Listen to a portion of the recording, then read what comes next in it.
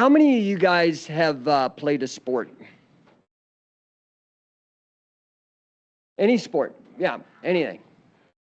Okay. I'm here to make the case that ultimately business is a sport, especially entrepreneurship, especially sales. There's a lot of parallels to sport. Okay. And I think everybody in this room, with maybe the exception of my daughter and Calvin, maybe grew up without participation trophies. Fair? So maybe just so I can get a little bit of a temperature check on the room. All those in favor of participation trophies, let's hear it. Come on, round of applause for okay, one, okay. All of those who are against participation trophies, come on, yeah, right? Why? What is the problem with participation trophies? Can you run the mic? So you had said that it feels fake. Yes. Yeah, right? Do you like it when somebody gives you a BS compliment? No, and if it's going to be something that a trophy is usually for something special, but if it's just a trophy that's given to every single person, that doesn't highlight any strengths. That's the problem with inflation, right? Yes. Is they give everybody the money and now it's worthless. It's really, like, I have an economics background. Like, that's actually exactly what inflation is. That's what happened like 5 years ago. That's why everything's so expensive now. Because the dollar's chasing, more dollars are chasing the same thing. So we want to start, so if we're not into participation trophies and we're actually into real trophies, what does a real trophy represent in sport? Winning. Yes.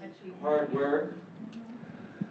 Do you think you're going to get more self-esteem, more purpose out of your life and whatever you're doing, whether it is a sport or whether it is business, if you get a participation trophy, or you go and get your ass kicked and maybe punched in the gut and some broken teeth, but you tried your best? Which one are you going to come away with a lesson, right? You either win or you learn. Sometimes, if you don't want a participation trophy, that means you need to be willing to get your ass kicked. I'm sorry for the language, but it's true. It's true. If I was coach, I'm a good business coach. I could say that much about myself, okay? Because I've won awards that aren't participation trophies. But the thing is that if I was not coaching business and I was coaching boxing, I would be doing you a disservice if I told you you weren't going to spend probably at least the first 6 months getting beat up.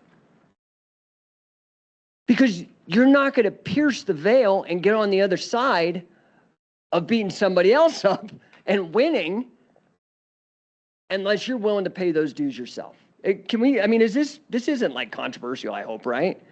I mean, everything's so freaking controversial these days. Okay, I'm canceled, yeah?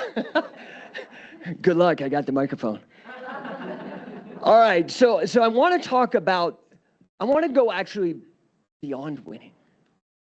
What's beyond winning? Dominance. What's the difference between being a winning player and being a dominant player? Anyone?